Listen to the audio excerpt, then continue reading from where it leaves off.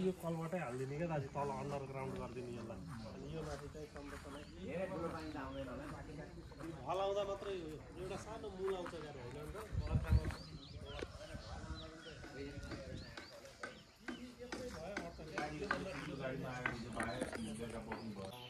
हजुरबुवाहरू Burma भनेर भने नि उहाँ नन्दकुमारी बराल हजुरआमाकै देनमा उहाँको सक्रियतामा हामी सबै उहाँ यो पानी उहाँबाट आएको छेउबाट अनि अब यी सबै ऋषिहरू गौतम भारद्वाज विश्वामित्र जमदग्नि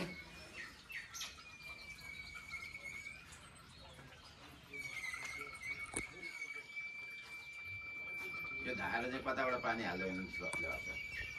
ए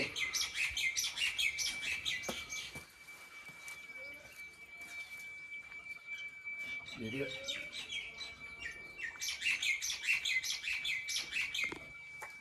यता ओलोमा होला यहाँ त्यसो नट होला ए सम्भव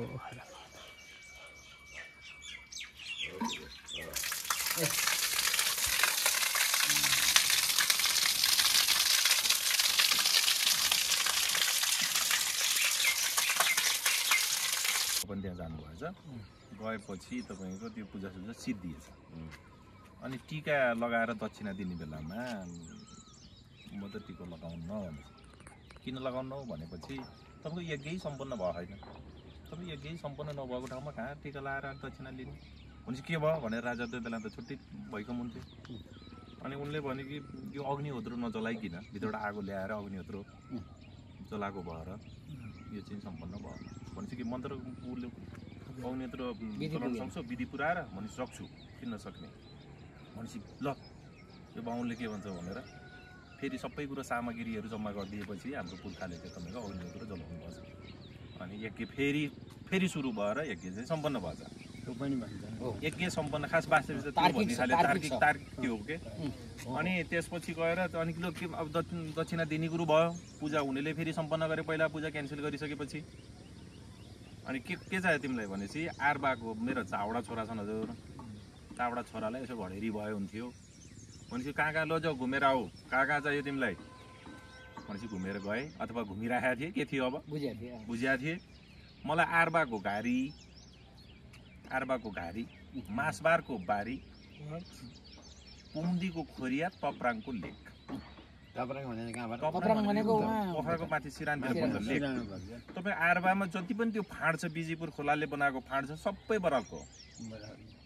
बिजेपुरको सिरान पर्छ के तप्राङ बिजेपुरको सिरान पर्छ त्यहाँको जुन त्यो